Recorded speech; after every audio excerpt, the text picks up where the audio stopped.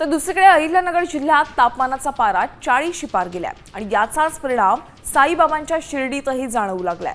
उन्हाचा तडाखा वाढल्याने नेहमी भाविकांच्या गर्दीनं गजबजणाऱ्या शिर्डीत रस्त्यांवर तुरळक गर्दी दिसून आली आहे। दुपारच्या सत्राऐवजी भाविक सायंकाळच्या सत्रात दर्शनासाठी पसंती देत आहेत। भाविकांच्या सुविधेसाठी साई संस्थाननं मंदिर परिसरात मंडप आणि पिण्याच्या पाण्याची व्यवस्था केली आहे। राज्यात तापमानाचा पारा दिवसेंदिवस वाढत आहे। अहिल्यानगर जिल्ह्यात देखील तापमान 40शी पार गेलेलं आहे। आपण आता साईबाबांच्या शिर्डीमध्ये आहोत आणि शिर्डीतली जर आपण दृश्य बघितली तर नेहमी ज्या शिर्डीच्या रस्त्यांवरती वर्दळ असते त्या रस्त्यांवरती आता मात्र तुरळक संख्या जी आहे ती भाविकांची आणि वाहनांची देखील दिसून येते।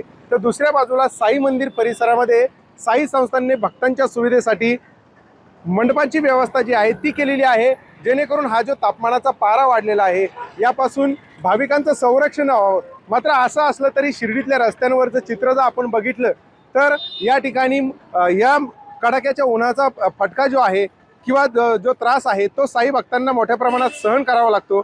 खरं तर अनेक ठिकाणी अशा पद्धतीने भाविकांना रस्त्यावरून चालण्यासाठी या ठिकाणी मॅटची देखील व्यवस्था करण्यात आलेली आहे।